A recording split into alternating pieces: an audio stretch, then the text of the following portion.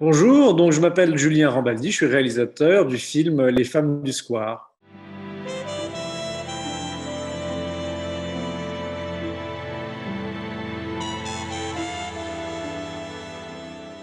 C'est l'histoire d'une femme surtout qui s'appelle Angèle, qui est une femme qui magouille, qui survit à Paris, je dirais, qui est d'origine, enfin qui est ivoirienne et qui pour je dirais, se débarrasser d'affaires qui lui cause pas mal de problèmes, accepte le métier de garde d'enfants, en fait. Et elle va découvrir, je dirais, tout le monde de ces femmes qui gardent nos enfants. Et c'est par son regard qu'on va découvrir ce monde-là. Évidemment, elle va garder un enfant et il va y avoir une relation très forte qui va se tisser entre deux. Le développement du scénario a été assez long. Vraiment, l'étincelle, c'est mon fils.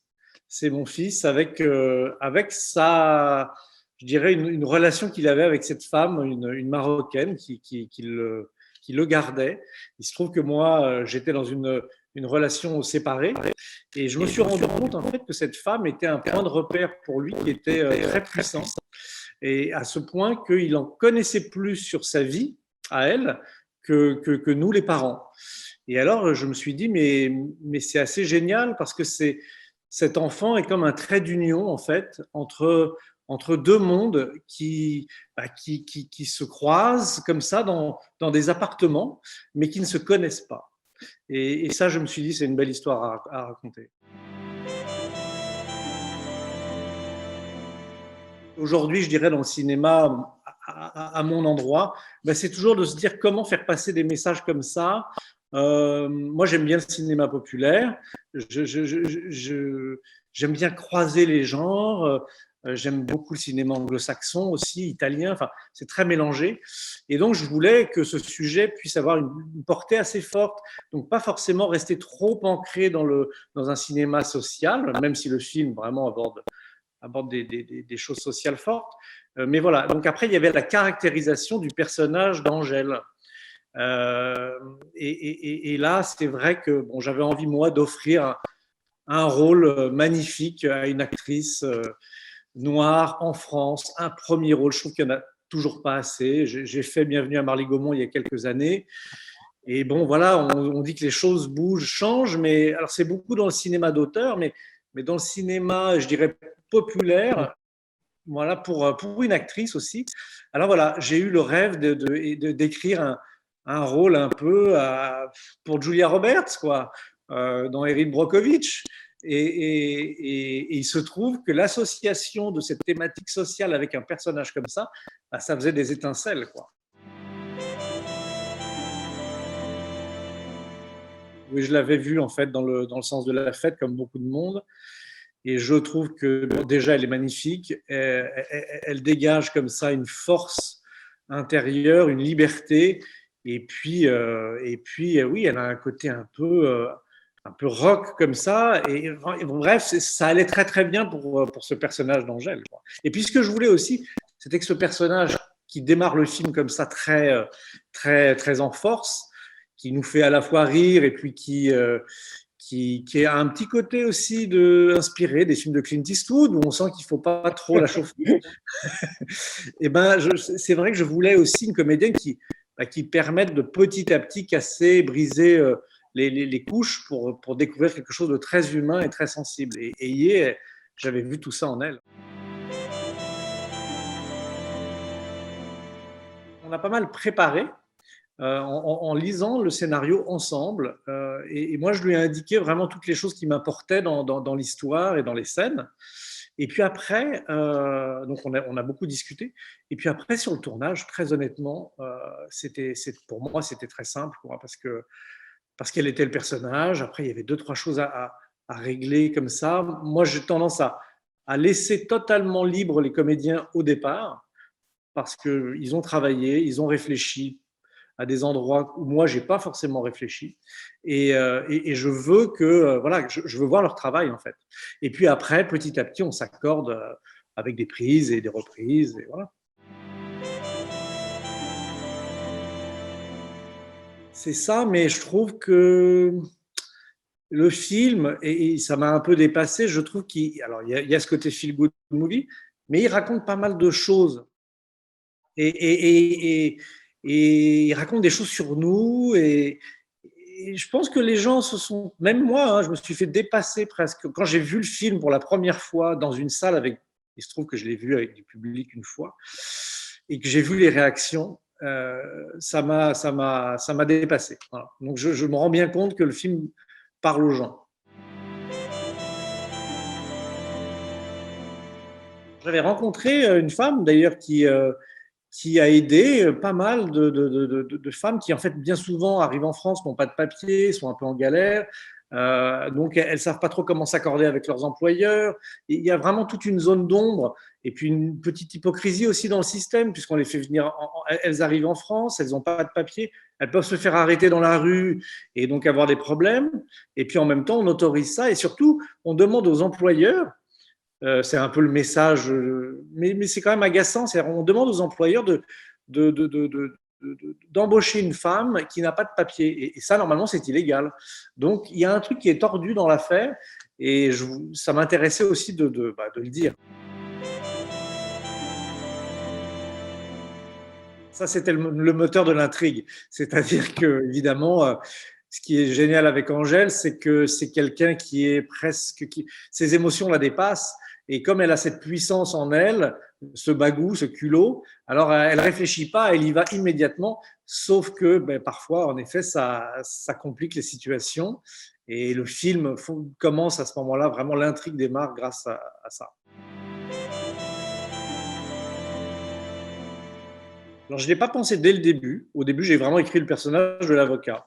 Et puis, quand on a commencé à chercher qui pourrait jouer le rôle et tout, l'idée de choisir Ahmed Silla, en fait, ça a été génial parce que ça permet de raconter une autre couche dans le film. C'est que finalement, le problème est avant tout social. Il n'est pas que racial. Ça raconte aussi cette rencontre entre Angèle et Édouard, une histoire d'amour qui n'arrive a priori pas à fonctionner à cause de ce grand écart social. Et lui, ça le remet en question parce que c'est quelqu'un qui veut faire une belle carrière dans ce milieu-là. Et puis soudainement, il est à la fois touché par l'amour, mais aussi touché par la cause. Et ça, c'est beaucoup plus riche que s'il avait été blanc. Et puis l'autre chose que je voulais pas, c'est que je trouve que dans l'historique aussi des films français, c'est toujours un petit peu l'homme blanc qui vient au secours, voilà, on va dire des femmes ou des hommes. On avait eu Romuald et Juliette, on avait eu, j'en ai un autre aussi comme ça, avec Lucchini d'ailleurs, c'était les femmes du sixième étage. Et là, je voulais vraiment que ce soit, voilà, des personnages noirs en France qui prennent le contrôle de leur situation, de leur vie. Oui, il y a forcément un petit cousinage, même si l'histoire n'a rien à voir, mais oui, oui, bien sûr. Ça, c'est intéressant. Mais c'est vrai que les personnages principaux, il n'y a pas le personnage principal n'appartient pas, en tout cas, à une classe sociale plus élevée. C'est la chance, hein. C'est franchement, on était en plein confinement, je recevais des fichiers vidéo et puis soudainement de Suisse arrive ce Vidal, il s'appelle Vidal Arsoni et c'est un enfant de la balle, son père est metteur en scène, sa mère est comédienne et puis c'est assez génial de faire des essais avec les enfants parce que quand soudainement il y en a un qui sort du lot comme ça, moi, je leur demandais de jouer en se déplaçant, par exemple. Donc ça, c'est très difficile. Même pour un acteur adulte, il y en a certains, vraiment, ça les perturbe. Et lui, franchement, il a réussi à me donner le texte, la tête à l'envers, en dansant. Enfin, c'est un génie, hein, franchement. Je pense qu'il va faire une belle carrière. Je l'ai montré en cours même, en cours. Ouais. Et il a été, mon fils qui a donc, quand il l'a vu, il a 13 ans, donc c'est un âge où on a du mal à montrer ses émotions. Et il y a une scène qui l'a fait pleurer. Voilà. Je crois que c'est la première fois, mais parce que je pense que ça a touché quelque chose en lui qui était très proche, quoi. Mais c'est vrai que ouais, la scène avec Elodie Navarre et justement la femme qu'elle renvoie, qui est assez sèche. En fait, c'est un peu le spectateur, c'est un peu nous, je veux dire, dans le sens où c'est un personnage à cheval qui n'a pas conscience de tout, qui peut encore dire des bêtises et qui est sur le fil. Et donc, c'était assez nuancé. Elle avait même du mal à dire certaines répliques qu'elle trouvait racistes. Je lui ai dit, mais oui, mais il faut les dire parce qu'il y a encore pas mal de monde comme ça dans la société aujourd'hui. Et c'est ça qui raconte aussi qu'elle évolue et puis qu'elle comprend des choses sur sa relation à cette femme. Elodie, franchement, c'est un cadeau parce que d'abord, elle est excellente. Et puis, je voulais, pour jouer ce rôle de Claire qui est vraiment une peste, qu'elle le fasse avec le sourire, sans avoir aucunement conscience des conséquences de ce qu'elle dit, quoi. Et elle l'a fait à merveille. Ils me surprennent, qui me dépassent, mais bien souvent, et c'est ça qui est génial d'ailleurs quand on fait ces métiers, c'est qu'on a tout un travail de préparation, d'écriture pour que le film fonctionne. Et puis quand arrive le tournage, évidemment, la vie doit s'emparer du plateau et c'est les acteurs en fait. Donc il faut les mettre dans des situations pour qu'ils se sentent totalement libres et évidemment, moi, c'est ça que j'attends, c'est que ce ne soit pas toujours les mêmes prises, c'est qu'au montage, je réalise que tel acteur ou telle actrice, à chaque prise, elle m'a fait un truc différent et c'est tout à chaque fois intéressant. Donc ça donne une richesse derrière, ça c'est fabuleux. C'est vraiment comme un violoniste quoi, qui va mettre des nuances et tout ça. Là, ce film, il est entre la comédie et vraiment quelque chose de plus émouvant. Et là aussi, c'est avec les acteurs, j'ai envie de moins en moins découper, c'est-à-dire de pouvoir les laisser libres le plus longtemps possible. Et c'est ça qui est assez drôle, enfin drôle, plus que drôle, c'est que bien souvent dans les fins de journée où on a pris du retard et il nous reste une scène à faire, et ben voilà, j'avais peut-être imaginé 4 plans pour faire la scène, et en fait, on n'a plus le temps. Donc, je vais la faire en un plan. Et à chaque fois que ça arrive, ces moments-là, évidemment, c'est des moments magiques parce que la création se fait sur le moment avec les acteurs. Et puis surtout, c'est des plans séquences et c'est ce qu'il y a de plus beau, je trouve, au cinéma. C'est mon frère, donc j'ai la chance de lui parler du scénario. Il s'inspire vraiment des thématiques. Et puis surtout, il réfléchit tout de suite à qu'est-ce que la musique va pouvoir apporter de ce qui n'est pas écrit. Et ça, c'est super. Alors évidemment, le pauvre, ça prend un temps fou. À mon avis, beaucoup plus que si je travaillais avec un compositeur qui viendrait là sur 2 mois à travailler.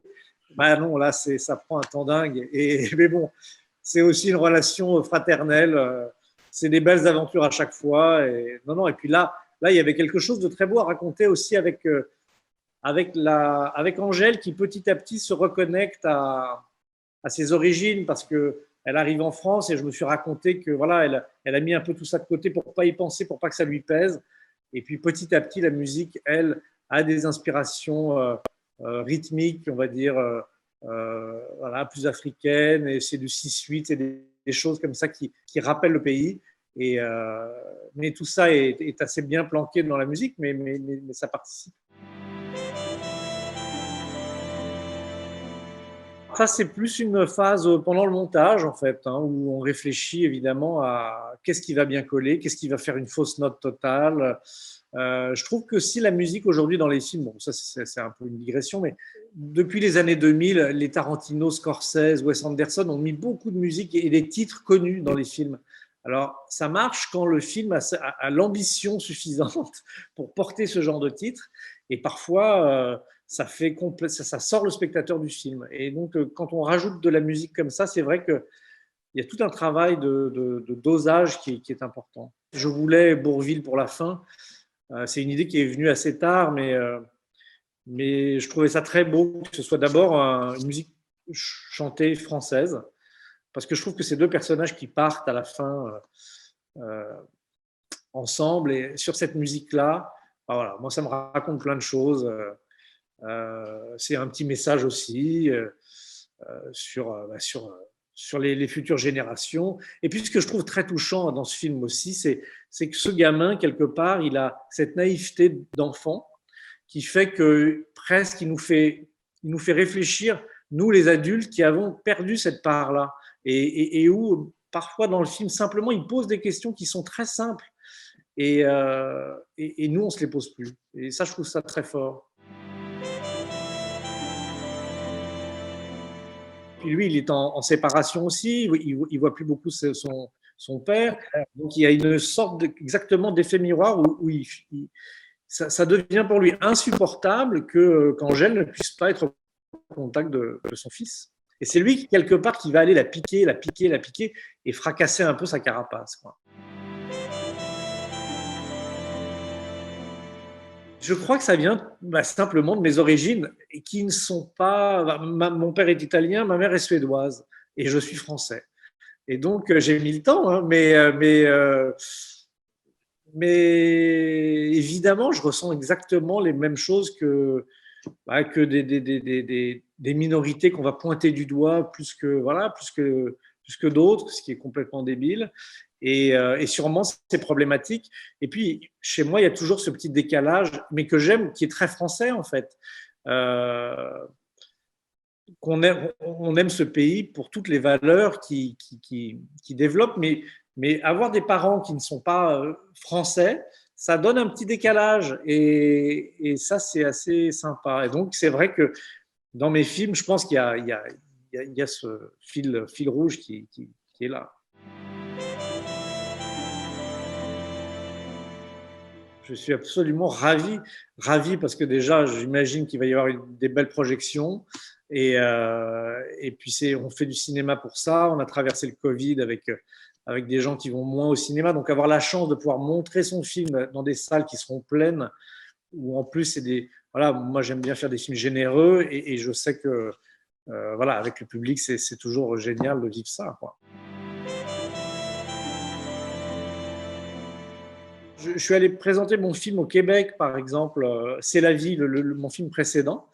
Et, euh, et c'est vrai qu'il y a quand même là-bas, c'est vraiment un petit îlot assez anti-américain qui lutte et tout ça. Et quand on va finalement loin de la France, on réalise l'importance de la langue.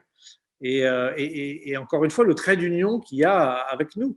Et pour ça, voilà. Après, moi, c'est pas une thématique, encore une fois, sur laquelle je me suis beaucoup intéressé, mais encore une fois, le film Les femmes du square, avec l'immigration quelque part de tous ces pays où on parle français, c'est encore une fois un point commun. Je crois que je filme pour m'évader dans l'imaginaire. C'est l'imaginaire, je trouve que c'est une puissance, et je m'en rends compte, je ne sais pas si c'est en vieillissant ou par les temps qui courent, mais que c'est un monde tellement génial de pouvoir s'évader. Alors, c'est vrai que ça ne répond pas complètement à la question du film, parce que ça pourrait aussi être l'écriture, mais je sais que pour moi, c'est une évasion, c'est une évasion vitale. C'est vraiment là où je me sens le mieux. Voilà. Après, le film, je pense que moi, j'ai été imbibé de films. Dans notre famille, les sentiments n'étaient pas très exprimés. Donc, on parlait des films pour se dire je t'aime. et je crois que c'est vital, c'est en moi, quoi.